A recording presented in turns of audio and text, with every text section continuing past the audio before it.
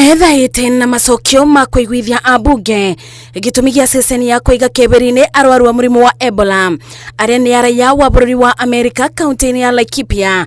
Minista wa ũgima wa mwĩrĩ Aden Duale augĩte ceceni ĩno no nginya yakwo kambĩ-inĩ ya jeshi ya Laikipia. Laikipia Air Base is one of the 23 quarantine isolation center we are building, and we will not stop it. Why we are building in the airbase, far from even, and there are a number of reasons why. The runway in Laikipia is one of the longest runway. That is where we have KDF medical team.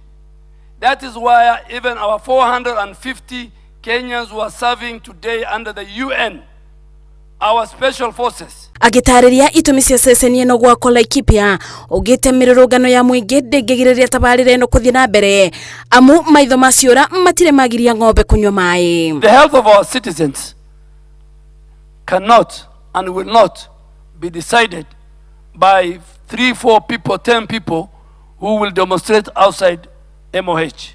Ambunge magĩtindĩka Duale na ciũria nditũ. I'm just saying because I represent people who are concerned that if Americans are to be flown to Laikipia Air Base to be treated there, what happens if this disease, God forbid, leaks out and probably people around Nanyuki are infected by Ebola?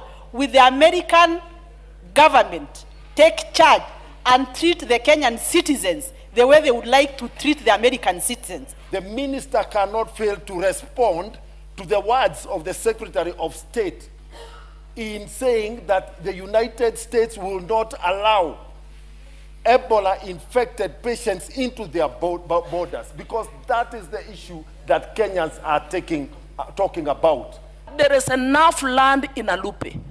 Let the ministry build an isolation center for quarantine purposes, away from the hospital. I'm yet to meet one single Kenyan who is in support of having this quarantine in Kenya, Honorable Speaker. And it is important for the government to know that the government exists for the welfare of Kenyans. And Kenyans know when their space is being cropped, Honorable Speaker. Isolation centers are not part and parcel of the hospital where citizens access for other services. And it's not something only with Ebola.